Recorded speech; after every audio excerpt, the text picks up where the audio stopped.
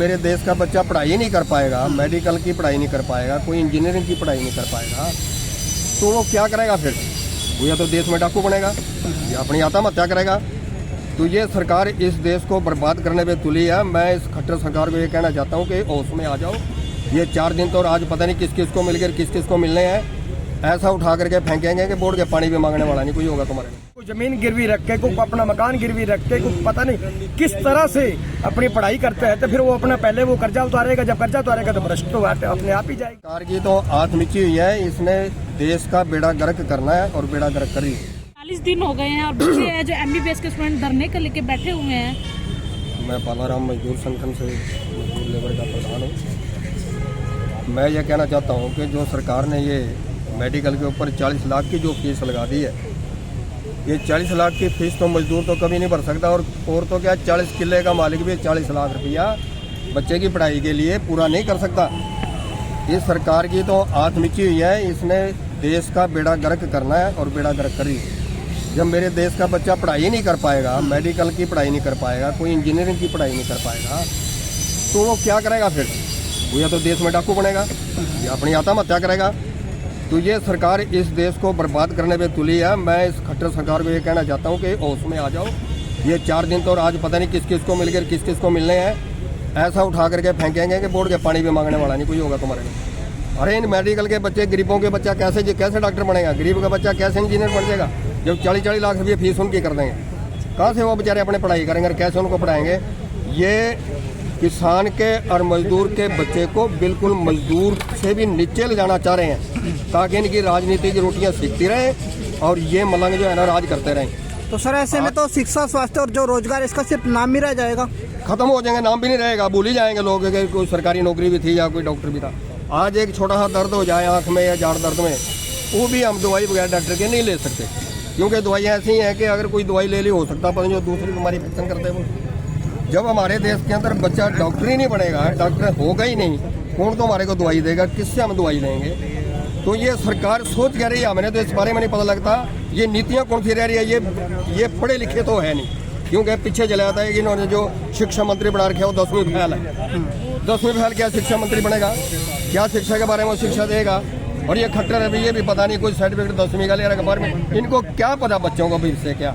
आपकी जो यूनियन है क्या समर्थन देती है? मेरी यूनियन मेरे इन बच्चों का पूरा समर्थन देगी। मैं मजदूर यूनियन से हूँ और मेरा मजदूर का बच्चा भी इसके अंदर है। हम तो 4000 भी नहीं भर सकते, 400 रुपये भी नहीं भर सकते हम तो फीस। ये तो 40-40 लाख की बात कर रहे हैं। और हमारे लिए तो इन्होंने एक और बीच में एक बहुत तगड़ा जानी रोड अटका दिया हमारे गरीबों को बर्बाद करने के लिए कि अगर गरीब आदमी का बच्चा प्राइवेट स्कूल में पढ़ेगा 1200 रुपये उसको सरकार देगी, और यदि वो उसमें सरकारी स्कूल में पढ़ेगा तो 500 रुपये गरीब मजदूरी देने वाला सरकारी स्कूल में 500 रुपये फीस भरेगा, क्योंकि इनके बाप का स्कूल है वो। और वो कब तक हमारे को 1200 रुपये देगा? जब तक ये सरकारी स्कूल को इनको तितर बितर नहीं कर देंगे, ख़त्म नहीं कर देंगे। उसके बाद कह देगा मैं नहीं फीस 1200 देता तुम्हारे को, तुम्हारे पास फीस है 3000 तो दाखिल करो, नहीं तो ना।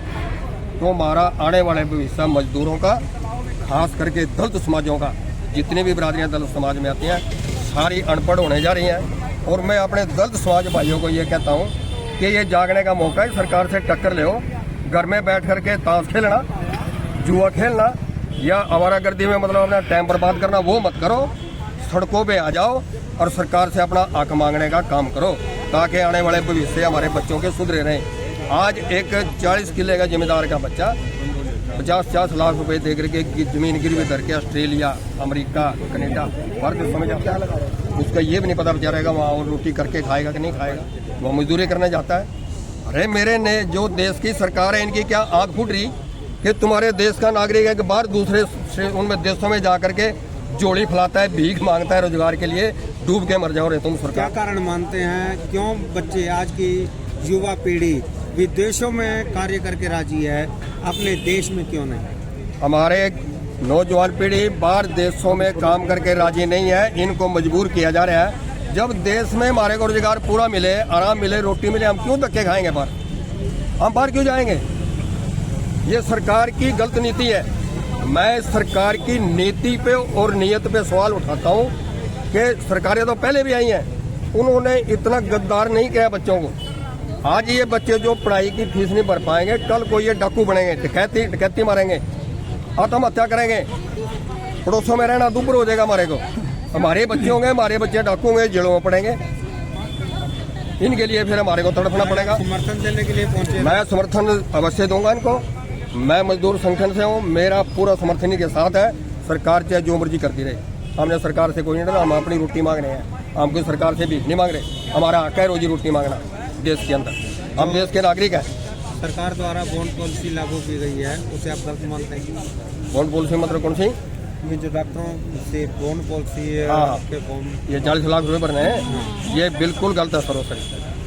ये नहीं होनी चाहिए, किसी भी बच्चे पर नहीं होनी चाहिए, वो अमीर का है चाहे गरीब का।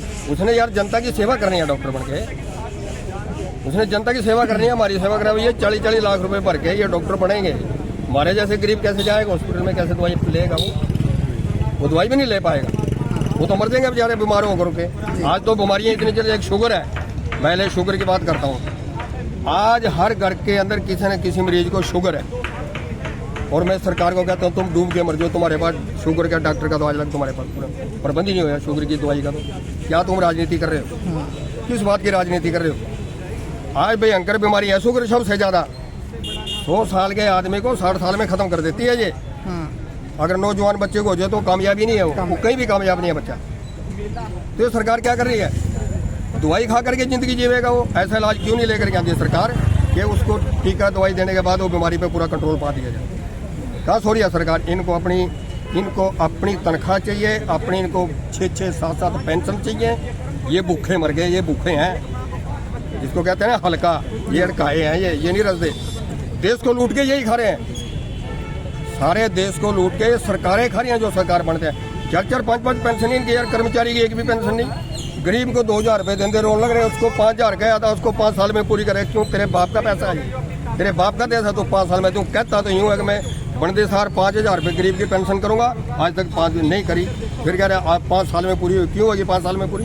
तुम अपनी पेंशन छोड़ दो ना, तुम क्यों छोड़ दो अपनी पेंशन? जी दिलवाते हैं कि जब भी ये बच्चे जो हैं, हम अपने संगठन को सारी से बात करके और भी संयुक्त मोर्चा से बात करके हम पहुंचेंगे यहाँ, जब भी हमें ये बुलाएंगे। और मैं मोदी साहब से एक ही बात कहना चाहता हूँ सरकार से कि भाई आपका नारा है कि बेटी पढ़ाओ बचाओ, और वो ही बेटी आज जो पढ़ाओ वो आज सड़कों पे बैठ के अपने हक की लड़ाई के लिए 22 साल की बच्चियां जो हैं आज सड़क पे बैठी हुई हैं। ठंड का मौसम है तो इनकी जो मांग है वो 40 लाख एक बहुत बड़ी रकम होती है जो वो ये नहीं दे सकते। और इनको कम से कम, हम ये भी नहीं कहता कि सारी आपको माफ करो, जो गरीब बच्चा पढ़ता है उसकी तो बिल्कुल माफ होनी चाहिए। जो देने योग्य आदमी है उसका कम से कम 5 लाख रुपए 10 लाख रुपए कुछ बाउंड किया जाए और इनको लगा सकता है। मगर अन्यथा ऐसे बच्चों पे एक बहुत बड़ा इफेक्ट जा रहा है कि एक बेटियां जो है सड़कों में बैठी हुई है, तो इन बेटियों पे तरस करते हुए सारा जो इलाका जो है वो यहाँ आएगा। और मैं प्रशासन से ये डीसी साहब से भी ये कहता हूँ कि इनकी बात जो है ऊपर बचाओ। और मैं भी खट्टर साहब से जो है मिलने वाला हूँ, इसी सोमवार को मैंने जो है खट्टर साहब से ये मैंने टाइम ले रखा है और मैं जाऊँगा और वहाँ जाके मैं बात भी रखूँगा।